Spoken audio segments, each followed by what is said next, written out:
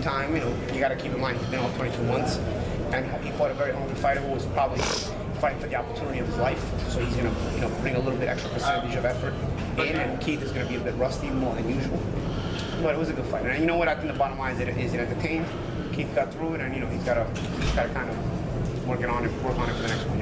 Paulie, you've been in the situation of both guys. This is what you expected from this fight. Something that would start off good, and then all of a sudden it'd be trouble because of ring rust, emotions, and everything else. Yeah, of course. It's a situation where you have to come back, right? You've been off. If you want to fight again, you're gonna have to come back, and there's gonna be ring rust when you took this much time off. So I kind of felt like it wouldn't go the distance. My prediction for the fight was it was gonna be a good fight for as long as it lasted. I didn't think it would go the distance, but I thought Tito would bring it to all the whole time, make it fun while it lasted. But it lasted the whole way, and it was fun the whole way. I'll be honest with you. I thought I don't think anybody has anything to complain about. I know everybody wants to be judge and jury on Keith's performance, but Keith should be, everybody should be really worrying about how entertaining they were tonight. It's up to Keith to decide, what his next move is and what he has to work on for the next fight.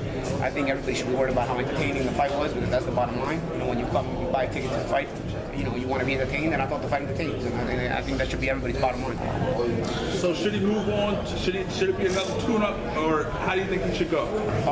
I think probably another tune-up provide work better for him. It's 2 years. It's almost 2 years old. You're fighting at the highest level of the sport. It's not easy to just come back at a high level. And like I said, I thought Tito fought with more effort than maybe he would have brought in a normal fight, because he knew what this opportunity meant to him. So credit to him too. Robert Garcia has a tough schedule. He started with this one, the next one's Maurice and Tank, and then one after is Spence and Garcia, obviously. Which one does he have the best chance to win, you think? It's a tough schedule, but when you're one of the best trainers in the sport, you kind of get up for it too. So we'll see. I thought Tito performed very admirably tonight, even in a losing effort. So I think that's going to show what all his fighters have coming forward. The opponents of his fighters have to look forward to. You may win the fight, but you're going to have to work. Can I ask you about Pacquiao? How did you feel about his performance? I thought it was fine. I thought he shut down Broner, and I thought he created doubt in Broner to not throw punches. AB sometimes doesn't throw punches, but people take it out on AB not throwing punches. But you also have to credit the opponent for being effective so much that it creates doubt in AB's mind not to throw those punches. AB doesn't just show up not to throw punches. You have to create that. Give Pacquiao credit for doing that. Yeah. So you gave AB a chance in that fight? To win the fight? Yeah. No. Okay. Everybody always go to. What did I say that made you think that? No, you said you got to give him credit for taking his punching ability away. Yeah, you got to give Pacquiao credit, because when AB doesn't throw punches, it's because you're forcing him to respect you. Like AB does, it's not against every opponent that AB doesn't throw punches. It's only against opponent that he's forced to be respectful of. And I thought AB comes to win as he always does, but at a certain point, I thought Pacquiao kind of made him understand that he needed to be respected, and I thought AB got a little gunshot. What do you think about his future, though, man? Like, he hasn't won since 2017, you know what I'm saying? Yeah. But he always talks his way into these things. Like, is he done at the elite level? I don't know. He's only 29 and a half years old. I lost to me a Conor when I was 29 and a half years old, and everybody wrote me off at the elite level. So when I came back, if we're talking about age, I think he still has a chance to come back. We talk about desire, only AB knows. Only he knows how bad he. What weight class do you think he come back? He shouldn't come back higher than 140. I don't think so. Speaking of Amir, though, because obviously you fought him, you know his strengths. What kind of a chance do you give him against Crawford? Amir at his best can't be a very tough fight for Crawford. I just don't think he's his best anymore. I thought he looked really bad against Samuel Vargas, and I was usually an opponent. No disrespect to Samuel Vargas, but it's usually an opponent that Amir would handle better. But a lot of people don't know that Amir is undefeated at 147. Yeah. Does that make a difference? Ricky Hatton was undefeated at 140 until he fought Pacquiao, right? I don't know what that means. I don't know this stopping that. Crawford's in a very good moment right now, and Amir is not in a very good moment right now. You probably go with the momentum, but hopefully it's a good fight. I gotta ask you this, man. I know you're probably tired of people asking you this, but like every day there's clickbait about you and Conor McGregor. Like, is all of it bullshit, or is there some truth behind it? No, there's no truth behind it. I think McGregor will probably fight Cerrone from what I saw. So I don't think. I told you, I think McGregor has a closet issue. And in 2019, you really shouldn't have to be a closet homosexual. You should be fine with coming out of the closet. And I'm saying that with all seriousness. The guy talks about me all the time. He waits a few months to let it die down, and then he knows I'm going to get bombarded. Because if he talks about me every week, people wouldn't bombard me anymore. But if he waits every few months to do it, he knows I'll get bombarded again. See how you guys asked me again. I got bombarded all this week. So he's a smart guy in that way. But at a certain point, you have to have a plan for that. You're either going to fight me or you're going to release the video. And if you don't do one or the other, why do you want another man to think about you so often? You know what I'm saying? So and again, in 2019, you shouldn't have this closet homosexual issue. You know, people are actually praising, and believe it or not, I know you guys know this, Conor McGregor probably could use some positive press right now. And coming out as homosexual in 2019 is very positive press. So I implore Conor McGregor to come out as a homosexual, come out of the closet, because we already know he is. I had heard it before, I just didn't believe it. Okay, I had already heard this before, but now I do believe it because he's going on and on and on. And I would just implore him to do the respectful thing, and I'm sure there's a lot of people with those sexual desires that are waiting for us to receive him as well, you know, and God bless. But I'm just not one of them, you know. If I was, you know, it'd be different. But you know, and nothing against them. But in 2019, if you are, God bless. You know, I think it's a good time to do that. And especially if you're closeted like him, you could probably do that, you know. And that's it. Because honestly, you know, why else does he keep him? You know, I'm gonna ask you guys. You know, I'll play your role. Why does he keep mentioning me? Why does he post about me? Why does he wait a few months and then post about me? If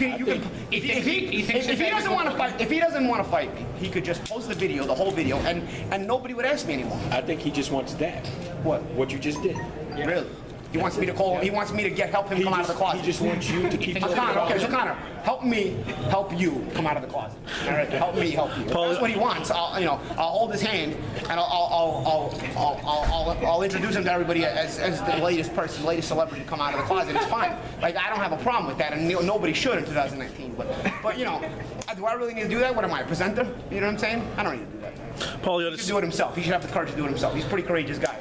You know, when it comes to not fighting.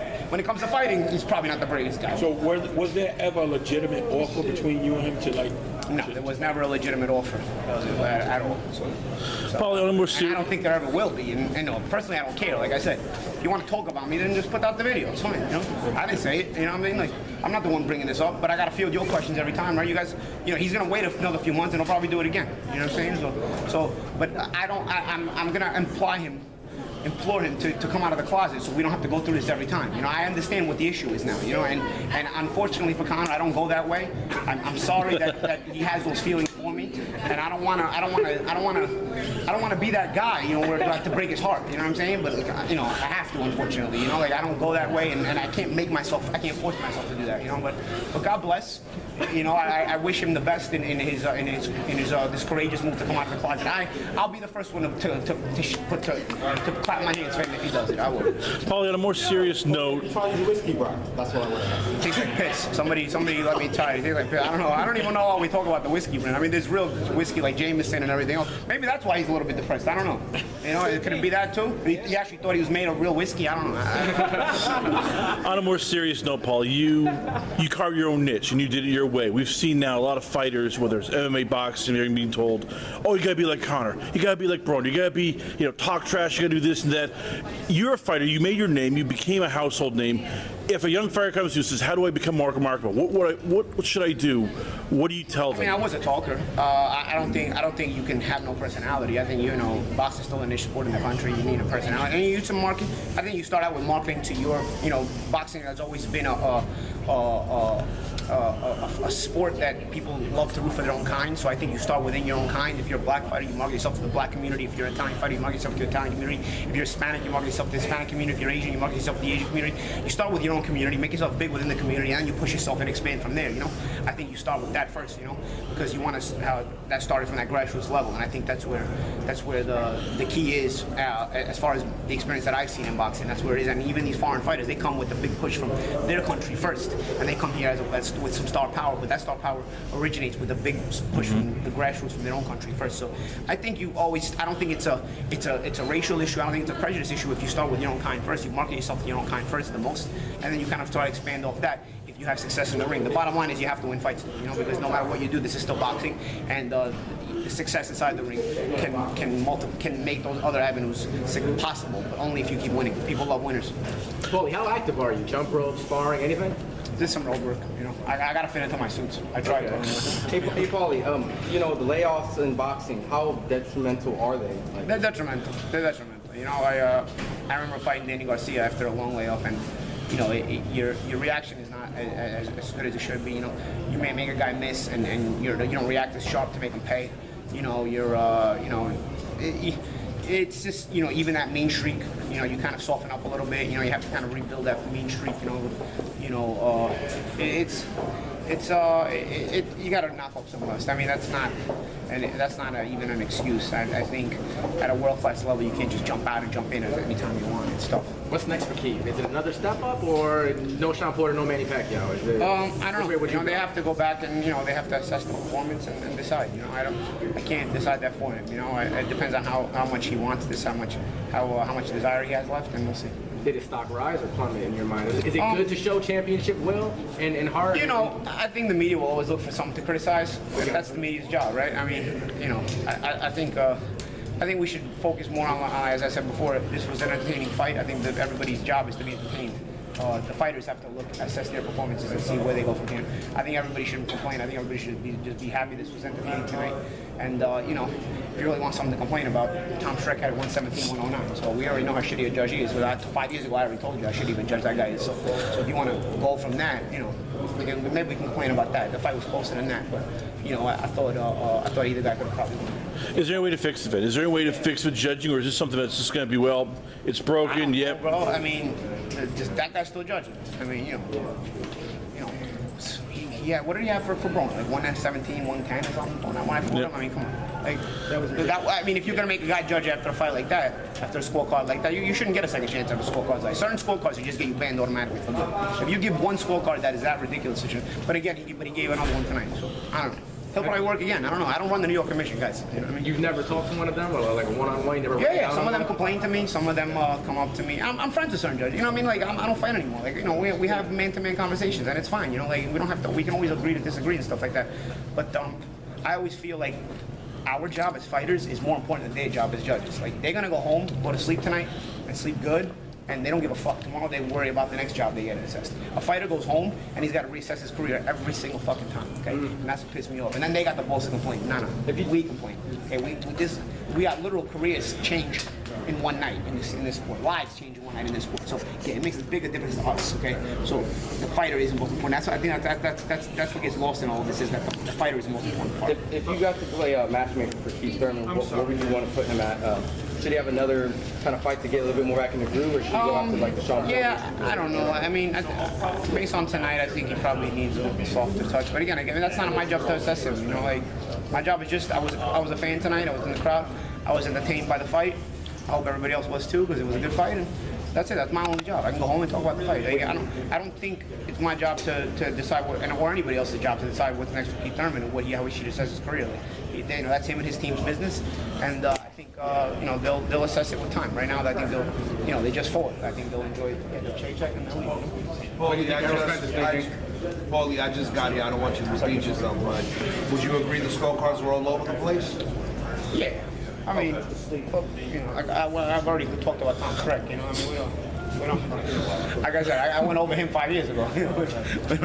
We don't have to go back over him again. You know? What did you think about Josecito? How did he perform today? Good job at Josecito. I thought he performed very, very admirably, and it was a fight he can hold his head high over. After performance, he can hold up his head very high. He should be very proud of it. Keith Thurman once upon a time called you out.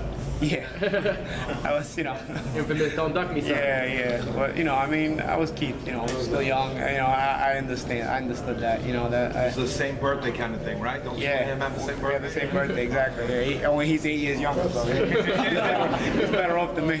Would you commentate with Keith, like you and Keith together? Yeah, I think Keith does a good job, you know. We're cool, me and Keith are cool, you know, and I respect Josecito too. Like, I don't have, like, enemies in this business, you know. Like, I respect everybody who does this for a living, because it's a very hard way to make a living. I know you got the great boxing mind before you dip out. Can you just break down how Keith got caught? Because Keith's always breaking stuff like that. I thought he was his momentum was too much going backwards, and I thought he was bouncy going backwards, so he wasn't set to defend himself very well. When he was moving, I thought he was trying to move his feet quick so he could get out of distance, so that Josecito couldn't reach him. maybe he could reset. But Josecito never let him get completely out of distance, so he was catching him on the end of the shots. The shots don't look worse than they are because if you catch him on the end of the shots while he's moving in that way, his head is going to snap more, but it's not going to land as clean as it might look. But still, it doesn't look good. But that is also because he wasn't properly set to defend properly. You know, and when you're moving that way, you know, most you can do is maybe check hook off the bounce. You know, you're not going to land the shot that's hard enough to get respect. Yeah, but usually he's able to set himself a little better. You know, I'm not kidding. I could be the rust. You know, usually off that movement he's able to set himself a little better. But credit to Josecito because he brought a lot of pressure at a very fast pace, so it prevented. That's part of why Thurman wasn't able to set a lot of times off that retreat. You know? Paulie, while you're here, Danny Jacobs, Canelo. What you think about it?